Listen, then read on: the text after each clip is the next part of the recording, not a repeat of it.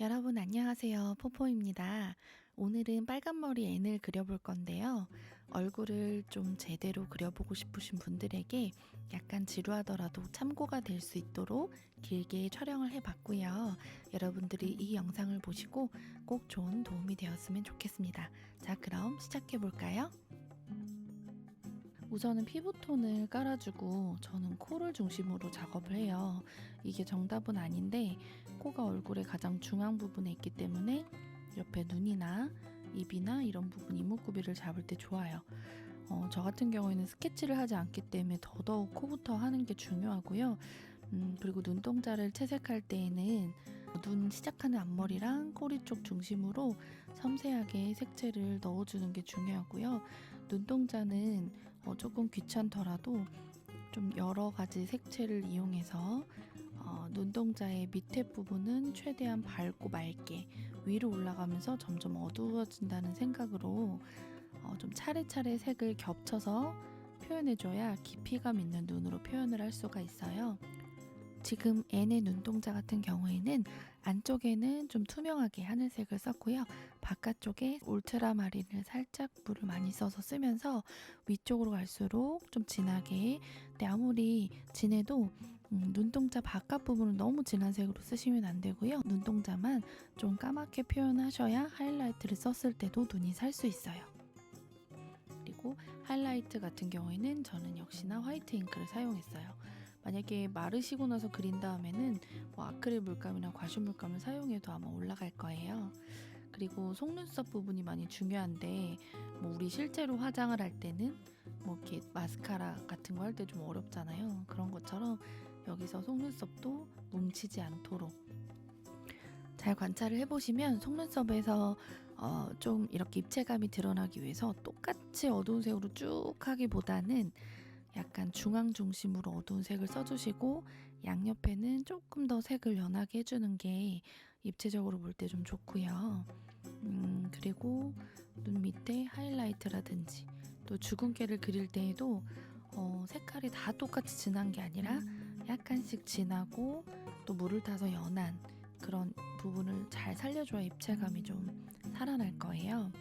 그리고 지금 이 그림 같은 경우에는 입을 벌리고 있는 거라서 치아를 그려야 되는데 사실 초보분들이 치아를 그리긴 되게 어려운 게 사실이에요. 입술 같은 표현은 전반적으로 입 안에가 입을 벌리고 있기 때문에 더 진한 색이 들어갈 거여서 입술에는 그다지 포인트를 많이 주지는 않았고요.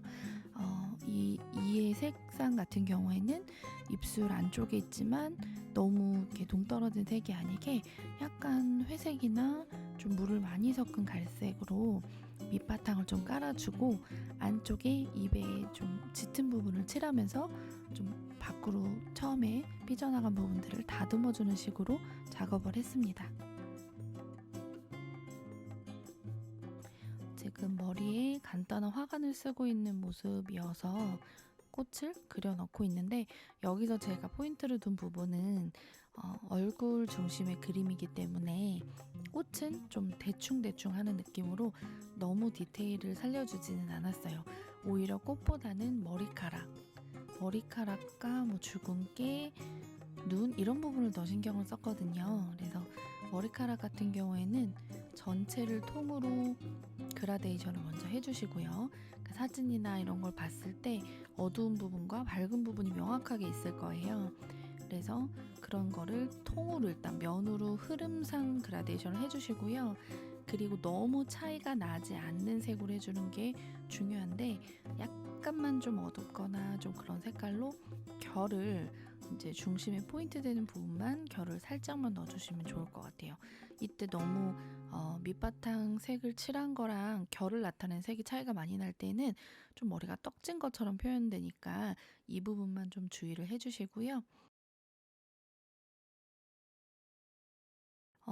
목은 제가 사진으로 보이는 것보다 좀 많이 어둡게 잡는 편이에요. 그래야지 뽀얀 얼굴이 좀 포인트가 되기 때문에 그렇게 좀 표현을 해줬고요. 다음 머리 같은 걸 할 때에는 말려 들어가는 부분을 확실하게 어둡게 잡아줘야 바깥에 연한 머리카락이랑 조화를 이루면서 머리가 굉장히 디테일하게 표현이 될 수 있어요.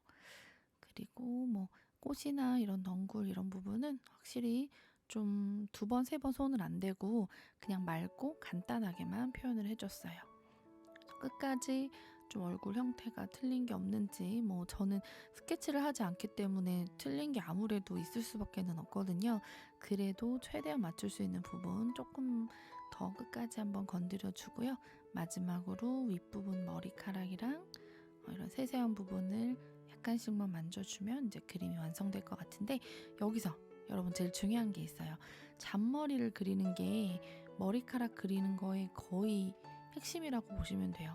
모든 머리카락이 뭐 정말 화보를 찍기 위해서 머리를 착 붙여서 촬영한 모델 사진이 아니고서야 웬만한 사람들이 다 잔머리가 있거든요. 근데 이 잔머리가 너무 진해도 어색하고요. 너무 굵게 표현이 돼도 어색하거든요. 그래서 굵지 않고 너무 진하지 않게 약간 물감에 색을 묻힌 다음에 약간은 건조한 상태에서 묘사를 해주시는 게 상당히 중요하고요. 이 잔머리가 디테일하게 자연스럽게 들어갈수록 그림이 아주 충분히 디테일하게 사니까, 이 부분은 여러분들이 조금씩 연습을 해서 머리카락 전체적인 부분과 잔머리를 모두 잘 어우러지게 그릴 수 있도록 노력을 해주시는 게 좋겠죠.